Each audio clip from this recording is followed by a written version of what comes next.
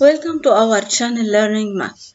In this video we're going to solve an extra problem in geometry for grade 9 which is very important for official exams. Now let's start together. Consider a circle C of center O and radius 4 cm and of diameter AB. C is a point on this circle such that we have CA equals CB, and also M is a symmetric of A with respect to C. Now how to construct the figure? First of all, we have a circle C of center O and radius 4 cm. AB is the diameter of this circle. Now how to put the point C such that CA equals CB? If you know something, CA equals CB, it means C is equidistant from A and B.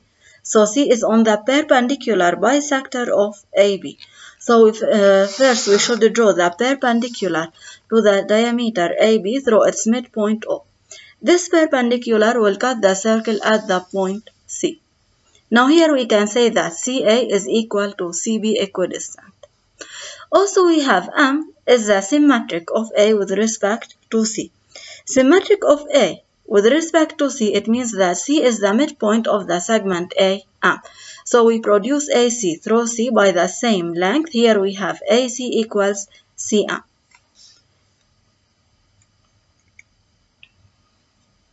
Now what is the nature of triangle ACB? Justify and also calculate the length of CB.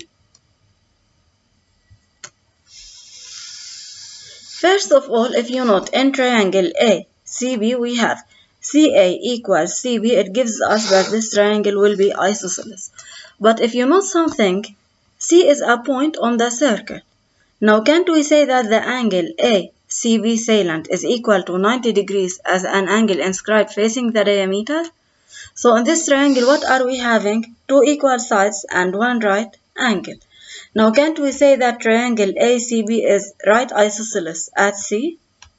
Now how to find the length of CB? If you note we have a right isosceles triangle, can't we apply Pythagoras theorem for right isosceles triangles? Now we can say that the hypotenuse is equal to side times radical 2. What is the hypotenuse? It's the line facing the right angle. So it's the diameter AB here. Now we can say that AB is equal to side times radical 2, the side which is here CB. So we can say that AB is equal to CB times radical 2. Now to find the length of CB, we should move radical 2 to the other side. Times becomes divided by, so we can say that CB is equal to AB divided by radical 2. AB is diameter, so it's how much? We have it 4 plus 4 or 2 times 4, it's 8 centimeter. So we can say that it's equal to 8 centimeter over radical 2. Now we have radical in the denominator, shouldn't we rationalize it? So we multiply both numerator and denominator by radical 2. Now 8 times radical 2 is 8 radical 2 over radical 2 times radical 2. Isn't it radical 2 squared? So square removes radical. What remains for us? 2.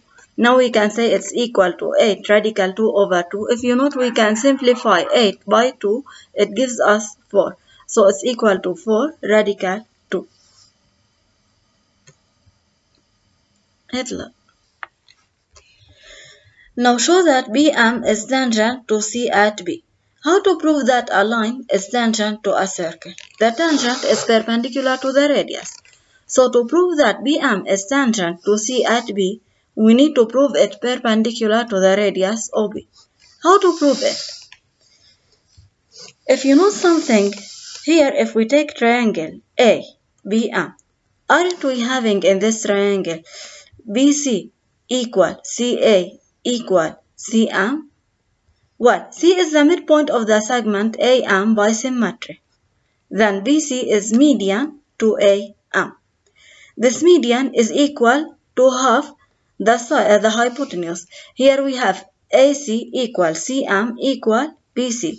Now can't we say by converse of median relative that triangle ABM is right at B? Well, triangle ABM is right at B, therefore we can say that BM is perpendicular to the radius OB. Therefore we can say that BM is tangent to C at B. Now the perpendicular through A to AC cuts the circle C in E and MB in F. Here is the perpendicular to AC through A. This perpendicular, as you see, will cut the circle at the point E, and also if we produce BM, this perpendicular will cut BM at the point F. Now show that CE is a diameter for the circle C. How to prove that CE is diameter? Well, we have given that C and E are 2 points on the circle, but is it enough to say that CE is a diameter? Sure not. We need to prove that the segment CE will pass through the center O of this circle. In this case, we can say that CE is a diameter. Now, how to prove it? If you know something, if we join EB, we have AC, BE, it will be a square. Let's prove it. If you know something, we have ACB is 90 degrees as an angle inscribed facing the diameter. It's proved. And also we have CAE salient is equal to 90 degrees given we have AE is perpendicular to AC at A. Also we have given that E is a point on this circle. Now can't we say that the angle AEB salient is equal to 90 degrees? Well, how many 90 degrees are we having now? We have 3 right angles. 3 right angles give us a rectangle. Then we can say that ACBE is a rectangle. Well, but in this rectangle, we have that CA equal CB. Aren't these two adjacent sides? Now, if a rectangle has 2 equal adjacent sides, shouldn't it be a square? Therefore, we can say that ACBE is a square. Well, it's a square. Now we can say that the diagonals are equal and perpendicular bisectors to each other. So these two diagonals, AB and CE, will bisect each other at O. Therefore, O is the midpoint of the segment CE. So we can say that CE is a diameter in this circle. Now verify that E is the midpoint of AF. This is very important. Well, if you know something, in triangle AMF, we have given that MBA salient equals 90 degrees. We have just proved that MB is tangent to the circle C at the point B. Also, we have proved a square. The diagonals of this square are perpendicular bisectors to each other at O. So also we have CE is perpendicular to AB at O. Now these two sides, aren't they perpendicular on the same side AB? So we can say that CE is parallel to MF. Well, why did we use it? To prove midpoint, we need converse of midpoint theorem. Well, how to use converse of midpoint theorem? We need a parallel issued through a midpoint. And also we have given that C is the midpoint of AM by symmetry. Through this midpoint, we have the parallel CE to MF. Therefore, this parallel will cut the other side, which is AF, at its midpoint E. So we can say that C is the midpoint of AM by symmetry. CE is parallel to MF. They are perpendicular on the same straight line, which is AB. Then they are parallel. Therefore, by converse of midpoint theorem, we can say that E is the midpoint of the segment AF. Now ME will cut FC at I.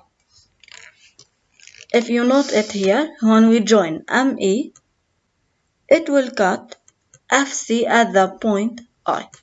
Here, as you see, they will intersect at I.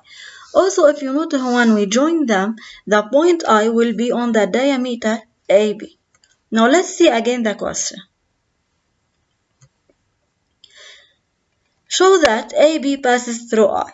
How to prove them collinear? Well, if we refer to the previous part, we have just proved that E is the midpoint of AF. Now they told us in the given that ME will cut FC at I. First of all, we should analyze the given. What does the side ME represent? Isn't it issued from the vertex M of triangle AMF? From the vertex towards the midpoint of AF? We have just proved it is the midpoint of AF. Well, it's issued from the vertex to the midpoint. Now we can say that ME is median to AF. Something else. What does FC represent?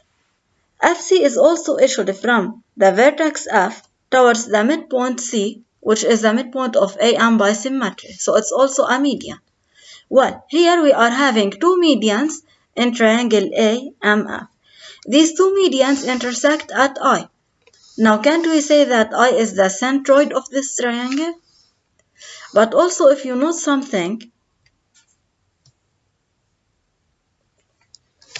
well, now we just need to prove that AB is median to MF. In this way, we can say that AB will pass through the centroid I of MF. How to prove it? If you note something, we have a triangle CMB is right isosceles. We have CB equals CM. In this case, we will have the angle CMB salient is equal to 45 degrees. Well, in triangle AMF, we have A salient is 90 degrees, M salient is 45 degrees. Now what remains to F salient? Also 45 degrees. In this case, the triangle AMF is right isosceles at A. Now can't we say that the height AB to MF is at the same time perpendicular bisector to MF? Well, in this case, we have B is the midpoint of MF. B is the midpoint, then AB is median. Then AB will pass through the centroid I of this triangle. Therefore, we can say that A, I, and B are collinear. Now deduce the lengths of IB and OI. First of all, what does IB represent? If you note, IB is from the centroid of triangle AMF towards the midpoint. Well, the distance from the centroid towards the midpoint, isn't it 1/3 of the median? Now can't we say that IB is 1 over 3 AB? So we have I is the centroid of triangle AMF, then IB is 1 over 3 of the median AB, so it's 1 over 3 times 8 centimeter, then it's equal 8 over 3 centimeter. Now how to find the length of OI? OI, isn't it equal to the radius OB minus the side IB? Now we can say that OI is equal to OB minus IB. So it's 4 minus 8 over 3. Now we can transform into same denominator. 4 is 4 over 1. We multiply both of them by 3 to get the same denominator. So it's 12 minus 8 over 3. It's equal 4 over 3 centimeter.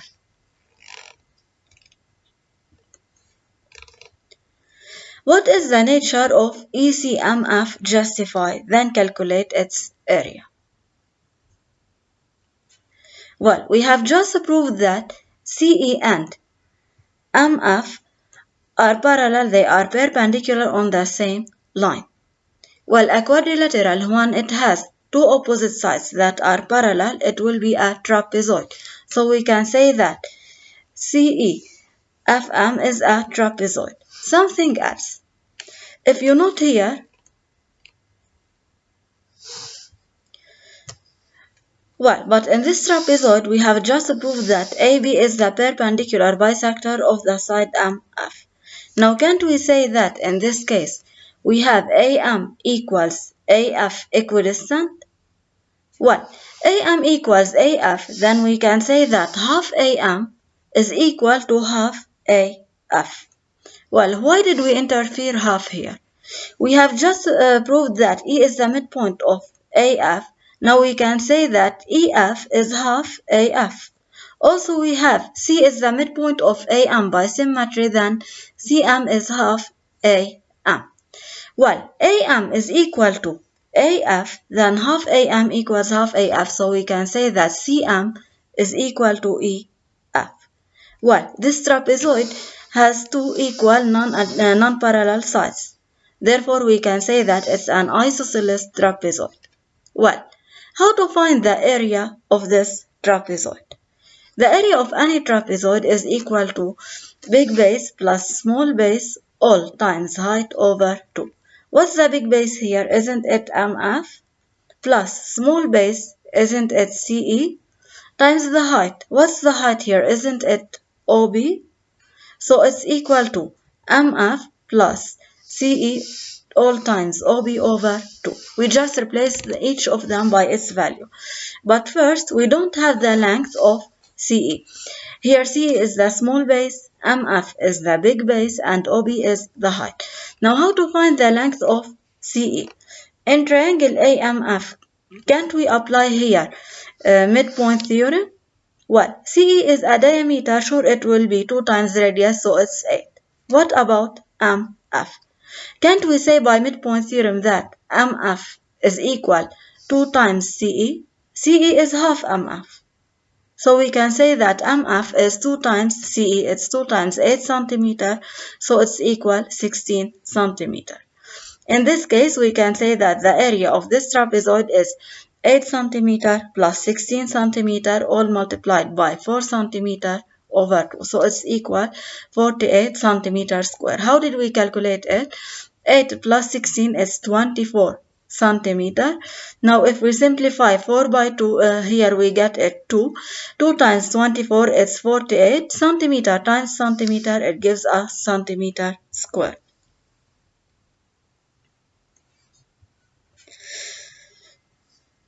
Now let n be a variable point on C.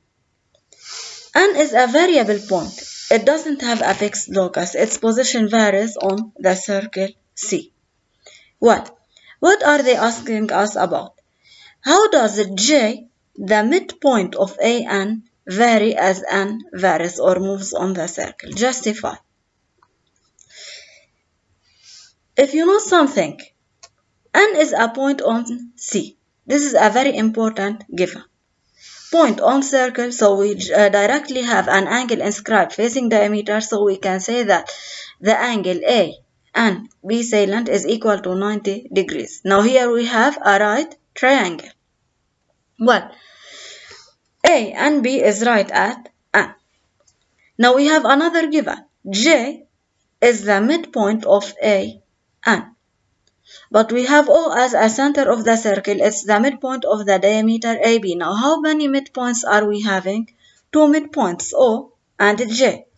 We can apply midpoint theorem, so we can say that OJ is parallel to NB and OJ equals half NB. Why are we using it? Note something. OJ is parallel to NB, then we have corresponding angles. Now can't we say that AJO salient is equal to 90 degrees? Well, so we have here a right angle at the point J. And they are asking us, how does J vary as N varies on the circle? Now if you know something, however N moves on this circle, we will have in all cases J salient, it will be 90 degrees. AJO will remain a right angle. Well, when we have a point, we have 90 degrees. Can't we say that this point is moving on a circle? What is the diameter of this circle? Isn't it the hypotenuse, which is the side facing the right angle? So the diameter of this circle, isn't it AO? Now we can say that J will move on a circle of diameter AO. Now let's prove it. Watch this video, please.